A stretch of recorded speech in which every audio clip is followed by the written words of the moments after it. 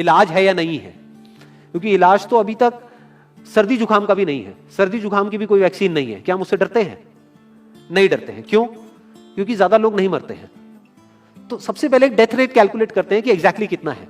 कितने टेस्ट हुए? 40 लाख टेस्ट हुए, उसमें से 2 लाख लोगों को हुआ, तो नियर अबाउट एवरेज कितनी आई? 5% की। अगर यही हमने 4 करोड़ टेस्ट करे होते तो कितने डिटेक्ट हो गए होते? अब तक 20 लाख हो जाते। 40 करोड़ करे होते तो कितने हो जाते? 2 करोड़ हो जाते। टोटल अगर कर लिए होते हमने टेस्ट 130 करोड़ का, तो कितना नंबर निकल करके आ जाता? Near about 5 crore.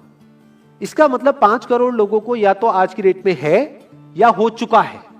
और एक और मजे की बात यह है कि कोरोना में ऐसा नहीं है कि जिसको भी होता है उन सबके सिम्टम्स आते हैं। 80% से ज्यादा जो केसेस होते हैं वो असिम्टोमेटिक होते हैं, उनमें कोई सिम्टम्स नहीं आते हैं। यानी अगर मुझे हो गया है और मैं ठीक भी हो गया हूं तो मुझे पता तक नहीं है। वो तब मुझे पता लगेगा अगर मैं अपने एक टेस्ट कराऊंगा जिसको एंटीबॉडी टेस्ट बोलते हैं, और मेरी बॉडी में एंटीबॉडीज मिलेंगी, तब मैं कह सकता हूं कि हाँ मेरे को था और वो ठीक हो गया है। तो अभी अगर हम बेसिक सी कैलकुलेशन करें तो 5 करोड़ निकल करके आ रहा है नंबर। उसमें से डेथ कितनी हुई है? 5,800। तो 5 करोड़ में से 5,800 डेथ हुई है। पहले तो इसको कैलकुलेशन को हमको ठीक करना है। डेथ को अंडर रिपोर्ट करने का कोई तरीका नहीं है, बल्कि ओवर रिपोर्ट किया जा सकता है। ओवर रिपोर्ट कैसे? फॉर एग्जांपल आपकी बॉडी में टेस्ट हुआ, आपकी बॉडी में मिला कोरोना वायरस, लेकिन आपके अंदर पहले ही बहुत सारी प्रॉब्लम्स चली रही थी, तब भी आपकी किसी ना किसी वजह से डेथ होने ही वाली थी। बट क्योंकि ये कोरोना आया आपकी बॉडी में, इस वजह से आपकी डेथ हो गई, तो ये ट्रिगर कर गया। तो ये जो 5800 का नंबर है, ये इससे कम तो हो सकता है, इससे ज्यादा होने के चांसेस बहुत कम है। बट एक बार को हम मान लेते हैं कि इतना ही है नंबर, ना कम है ना ज्यादा है, तो कितनी परसेंटेज निकल करके आई? 5 करोड़ में से अगर 5800 डेथ्स हुई हैं तो क्या परसेंटेज निकल करके आई? Near about 0.01%। ये उससे बहुत कम है जितनी डेथ्स हमारे यहां पे होती हैं रोड एक्सीडेंट की वजह से। हर साल की अगर हम एक कैलकुलेशन देखें तो 1.5 लाख से ज्यादा डेथ हो जाती है इंडिया में रोड एक्सीडेंट्स की वजह से। हर 4 मिनट में एक डेथ होती है रोड एक्सीडेंट की वजह से। और अगर अभी आप देखोगे सड़कों पे एक बहुत ही फनी चीज नजर आ रही है। 2 व्हीलर पे जा रहे हैं, मास्क सबने लगाए हुए हैं, कभी भी नोट करना इस चीज को। हेलमेट नहीं पहने हुए, हेलमेट बहुत कम लोगों ने पहने हुए हैं। इससे हमको क्या समझ आ रहा है? क्या ये समझदारी है, बेवकूफी है? क्योंकि हेलमेट ना लगाने की वजह से उनके मरने के चांसेस उससे बहुत ज्यादा है, कई गुना ज्यादा है जितना कि कोरोना से मरने के उनके चांसेस है। तो ये डर है जो चारों तरफ फैल रहा है, और मीडिया डर को और बढ़ाता चला जा रहा है। और क्योंकि सही इंफॉर्मेशन किसी के भी पास में नहीं है, या सही कैलकुलेशन किसी के पास में नहीं है, ये जो अभी हम कर रहे हैं इसको मैथमेटिकल मॉडलिंग बोलते हैं। यानी एक डेटा को देख करके एक मॉडलिंग करी जाए और फिर समझा जाए कि एक्चुअल में जो सही डेटा है वो क्या है। ये नहीं कि लिमिटेड डेटा के बेस पे हम कोई भी कंक्लूजन ड्रॉ कर लें और उसके बेस पे डरते रहें। तो अगर इसका डेथ रेट 0.01% है तो हम सब इतना डर क्यों रहे हैं? क्या कुछ और है जिससे हमको डरना चाहिए, जिससे हम नहीं डर रहे हैं, जिसके बारे में कोई बात नहीं कर रहा है, जो इससे लाख गुना ज्यादा भयानक है? मतलब कोरोना से लाख गुना ज्यादा खतरनाक कुछ है जिससे हम नहीं डर रहे हैं और इससे हम डर रहे हैं। वो क्या है जिससे हमको डरना चाहिए? अनएम्प्लॉयमेंट। अभी पीछे कुछ आर्टिकल्स आए थे न्यूज़पेपर में जहां पे एक फिगर आई थी निकल करके, I am not too sure ये फिगर कितनी सही है कितनी नहीं है, जहां पे आया था कि 13 करोड़ लोग अनएम्प्लॉयड हो गए। इस फिगर से हमको डरना चाहिए। 13 करोड़ लोग अनएम्प्लॉयड होने का मतलब हम समझते हैं कि इसका मतलब क्या है? इसका मतलब ये, अगर इकोनॉमी पॉइंट ऑफ व्यू से देखोगे, कि ये जो 13 करोड़ लोग हैं ये अपने जो खर्चे हैं वो अब बहुत ही लिमिट में कर देंगे। जिस बंदे की नौकरी चली गई है, क्या वो जाकर के मार्केट में नए कपड़े खरीदेगा? क्या अपने बच्चों के लिए खिलौने खरीदेगा? ट्रैवल एंड टूरिज्म तो भूल ही जाओ। ऐसी और हजारों इंडस्ट्रीज हैं जिनकी धज्जियां उड़ जाएंगी क्योंकि डिमांड कम हो जाएगी ओवरऑल इकोनॉमी के लेवल पे। जब डिमांड कम होगी तो क्या करना पड़ेगा इन ब्रांड्स को, इन कंपनीज को क्या करना पड़ेगा, इन मैन्युफैक्चरर्स को क्या करना पड़ेगा? अपनी सप्लाई को कम करना पड़ेगा। जितनी उन्होंने सप्लाई कम करी, अनएम्प्लॉयमेंट और बढ़ गया। कि आज जो नंबर 13 करोड़ है वो बढ़ करके कितना हो गया? 20 करोड़। यानी पूरा का पूरा लूप बन जाएगा। इस लूप को बोलते हैं रिसेशन, जो ग्लोबली ऑलरेडी रिसेशन आ चुका है। और अगर यही रिसेशन और डीप होता चला जाए तो उसको बोलते हैं डिप्रेशन, जहां से एक इकोनॉमी को बाहर आने में 5 से 10 साल लगते हैं। तो इकोनॉमी का पहले ही बुरा हाल था, प्लस इस कोरोना की वजह से और बुरा हाल हो गया है, प्लस जो रहा सहा हमारा जो अपना डर है वो सिचुएशन को और खराब करता चला जा रहा है। और इस डर को हर कोई बढ़ा रहा है, कोई भी कम करने का काम नहीं कर रहा है। एक्चुअल में अगर आप मेरे स्टैंड पॉइंट से देखोगे तो डरने की कोई जरूरत ही नहीं है, क्योंकि जो डेथ रेट है वो बहुत ही कम है। तो हम डर क्यों रहे हैं? सोचो।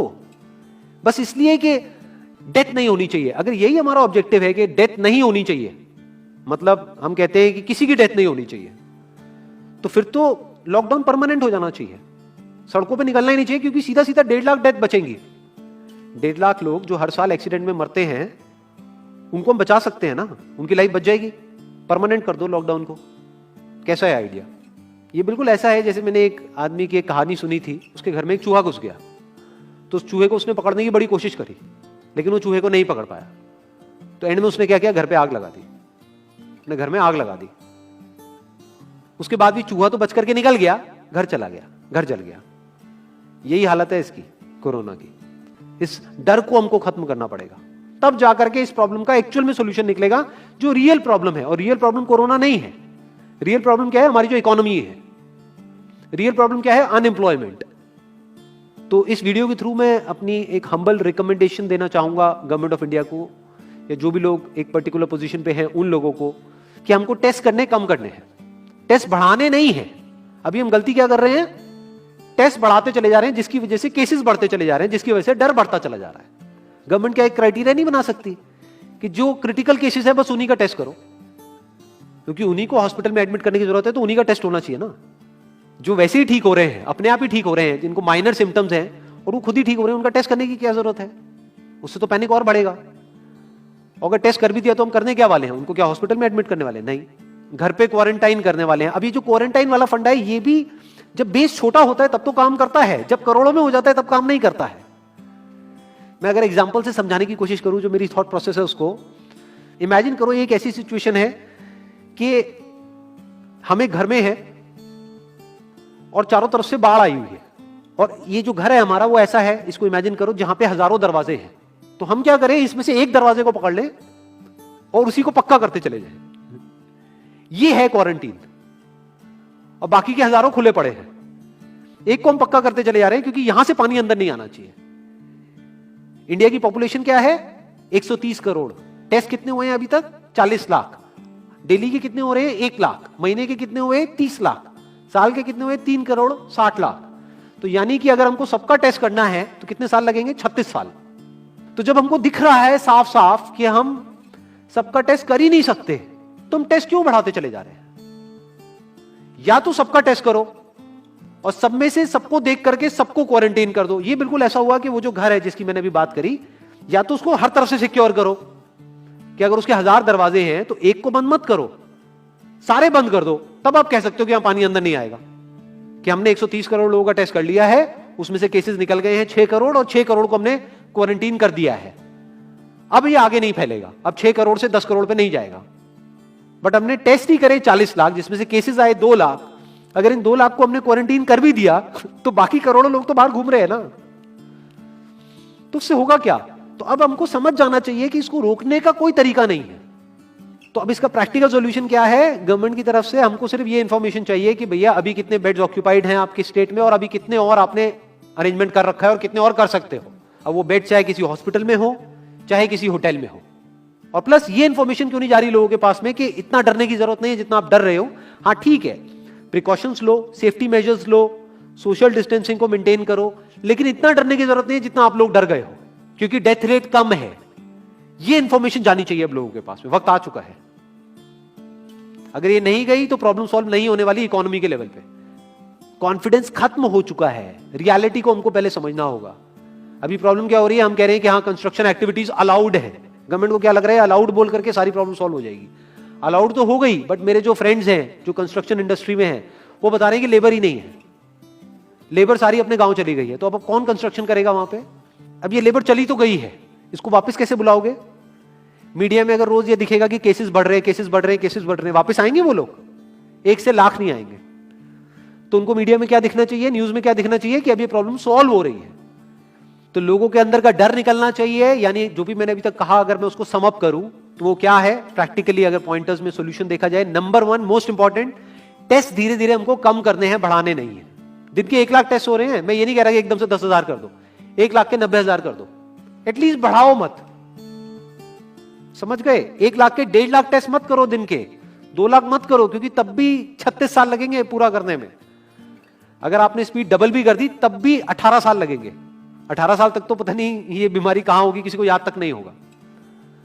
तो करना क्या है गवर्नमेंट को, अगर थोड़ा सा सेंसिबली चले कि टेस्ट को धीरे धीरे कम करते चले जाओ, यानी 1 लाख से 90,000 कर दो, फिर कुछ दिन बाद 80,000 कर दो, फिर 70,000 कर दो। इसकी वजह से क्या होगा, मीडिया में केसेस कम होते हुए दिखेंगे, अखबारों में केसेस कम होते हुए दिखेंगे, हर जगह पे जहां पे अभी आ रहा है कि अभी तक की सबसे बड़ी फिगर, आज तक के सबसे ज्यादा केसेस, वो सब धीरे धीरे कम हो जाएंगे। कम मीडिया में पैनिक फैलेगा, कम पैनिक फैलेगा लोगों में, धीरे धीरे लोग बाहर निकलना शुरू होंगे, जो अभी नीड ऑफ द आवर है। धीरे धीरे लोग बाहर निकलेंगे, धीरे धीरे डिमांड बढ़ेगी, धीरे धीरे लोगों में कॉन्फिडेंस आएगा, धीरे धीरे लोग जो गांव चले गए हैं वो वापस आएंगे। एक्चुअल में काम शुरू होगा, ऑन पेपर नहीं कि काम शुरू हो गया है, एक्चुअल में लोगों का काम शुरू होगा, लोगों का काम शुरू होगा, इकोनॉमी शुरू होगी। बिल्कुल ऐसा है जैसे 2 महीने के लिए आप किसी गाड़ी को बंद करके कहीं पे रख दोगे राज में, तो क्या होगा, बैटरी डाउन हो जाएगी, उस वक्त क्या करना पड़ेगा, उसको धक्का मारना पड़ेगा। तो अभी उस धक्के की जरूरत है, जंप स्टार्ट की जरूरत है। अब जो टाइम है वो डरने का नहीं है, इस डर को खत्म करने का है, क्योंकि कोरोना ने जितने लोगों को नहीं मारा, ये डर मारने वाला है असलियत में। तो अब इस डर को खत्म करने का टाइम आ गया है।